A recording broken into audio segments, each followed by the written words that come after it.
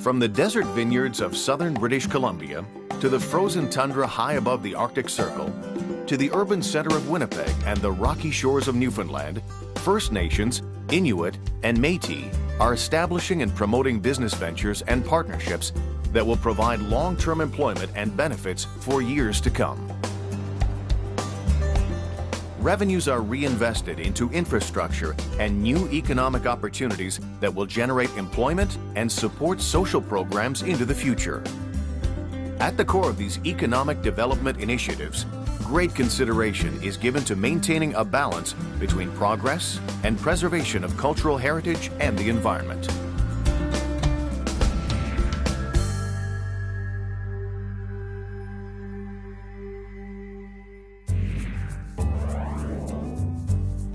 The businesses we have here in Osoyoos, half of our businesses are in the tourism sector, golf courses, wineries, vineyards, cultural center. We're also in the construction industry. We're doing a residential development. We've got commercial developments, industrial developments, but at the same time, the vast majority of our land we're going to leave in its natural state, because that's also part of our responsibility. We're not looking to maximize every square inch of our reserve in terms of economic development, because half of our responsibility has to be to the environment and to our cultural activities.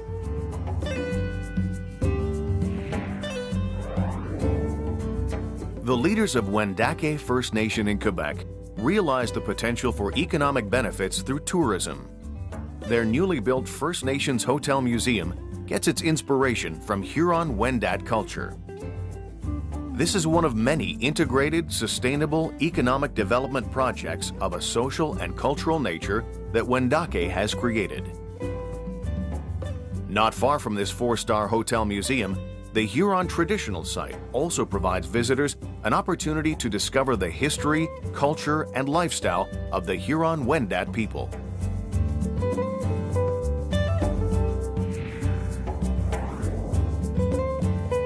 In Winnipeg, two Métis siblings formed a 100% Aboriginal-owned company with a passion for keeping their heritage and culture alive. Manitoba Mucklucks produces original footwear, balancing traditional and contemporary elements. Here at Manitoba Mucklucks, we produce over 200 pairs of mucklucks per day. We have over 50 staff. We are sold in 22 different countries and counting. It's important for us to be made in Canada. It ties closely into our heritage and our tradition and culture, and so that's always been very important in everything we've done at Manitoba Mucklucks.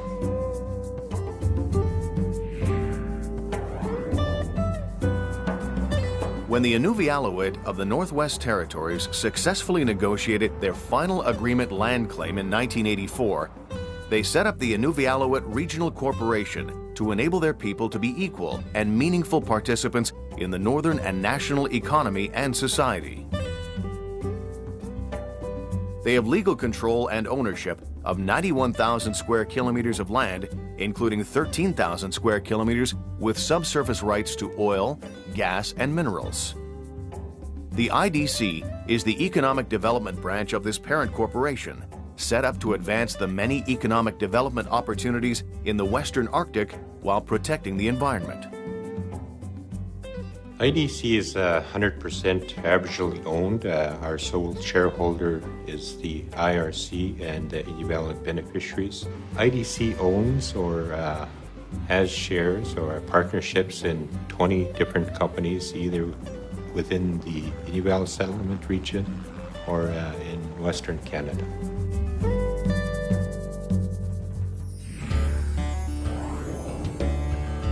Member 2 is a rags to riches story. Member 2 was struggling, as many First Nations are, with living off the funding from the federal government.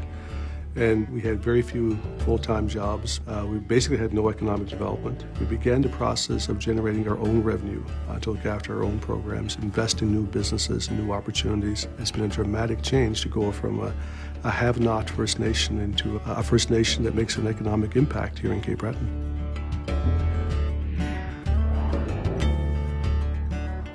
Whitecap Dakota First Nation in Saskatchewan capitalized on its unique landscape and proximity to Saskatoon to attract over 1 million visitors annually to Dakota Dunes Golf Links, its championship 18-hole golf course, and the Dakota Dunes Casino. The golf course was here first, and it started with a piece of land that really didn't have any other use, and became a world-class golf course, led to a casino, led to further economic development. So it's been a great starting block for the Whitecap Dakota First Nation.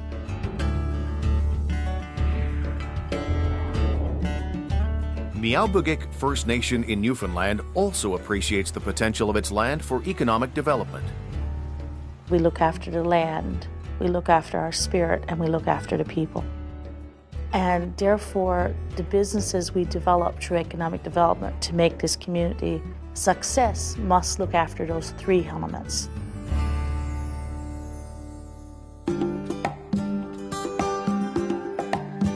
I feel our biggest success for the company, the Oswego Band, is that all the young people have jobs, job security in the future. If you want to work, you can definitely get out and get a job. There's many businesses within our company that you can excel in. The policy of Manitoba Mucklucks is to recruit and retain Aboriginal employees, and we give precedence to Aboriginal applicants, and that's reflected in our in the sales office and the administrative office. You know, we're there to ensure that you know, when we invest, that our bottom line is to make money and to have employment and training for our beneficiaries, and also to be there for the long run. When I first came into leadership with our community here, we had an unemployment rate of about 70%. And today we have an unemployment rate of about 6%. And we actually have more jobs than people today. If someone really wants to work and they're from Member 2, there is a job for them.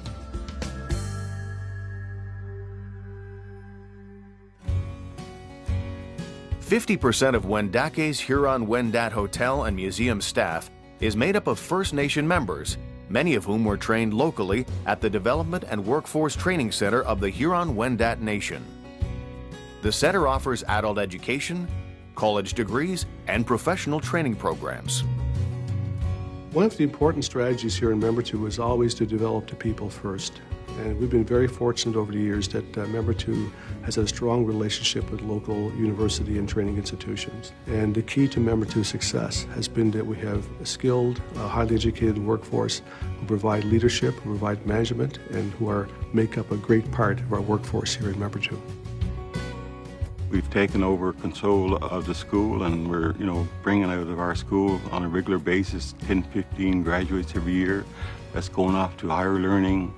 And we've also had an incredible program for adults that went back and get higher learning and come back to be part of our system. So it's an incredible place for young people to advance in anything they want to do. We are hoping that through summer student programs that we can interest some of the youth to consider the winery as a career choice and to come back and work here in the future.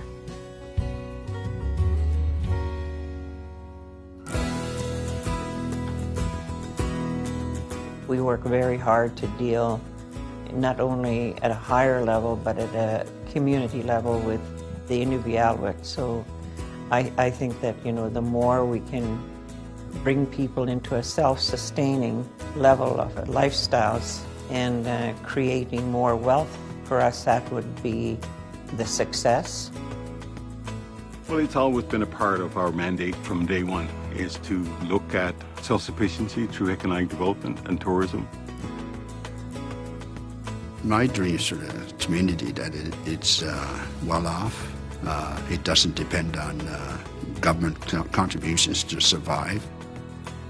I'm very proud that I'm the owner of a Métis company, and I think it's a fantastic example for our community. We got to start standing on our own 2 feet and creating our own jobs and making our own money. That's First Nation self-sufficiency. That's how you bring back First Nations pride, is when our people are working for a living.